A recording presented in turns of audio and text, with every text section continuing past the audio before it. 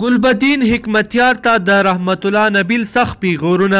حکمتیار څنګه د پاکستان په امر افغانستان روان کړ؟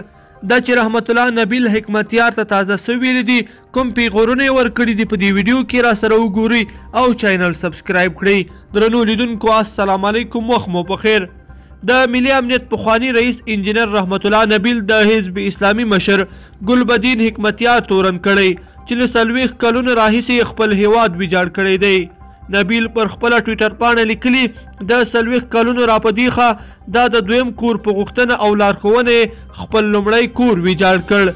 هغه په مشخص ډول د ګلبدین حکمتیار نوم نه دی اخیستی، خو په کنایوي ډول یې هدف هماغه دی.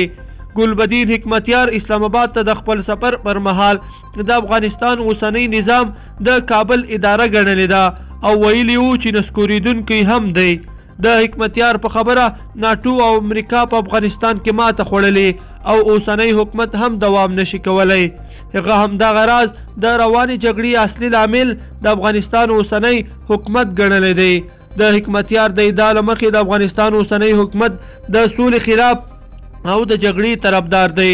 ګلبدین حکمتیار څو ورځې وړاندې د حزب اسلامي ګوند له یو شمېر غړو سره اسلام آباد ته تللی دی. هغه د دې سفر پر مهال د پاکستان له صدر اعظم عمران خان، د بهرنیو چارو وزیر شاه محمود قریشي او د ولسي او مشرانو جرګې له رئیسانو سره لیدلی دي. د پاکستان بهرنیو چارو وزارت په یوه اعلامیه کې د حکمتیار له خولې لیکلي وو چې پاکستان یې دوهم کور دی. لیدونکو په دې هیله چې دا ویډیو به مو راسره تر پایه پورې لیدلی وي. که مو دا ویډیو خوښه شوې ویډیو لایک کړئ د سره او چینل سبسکرایب کړئ. تر بیا ښه وخت.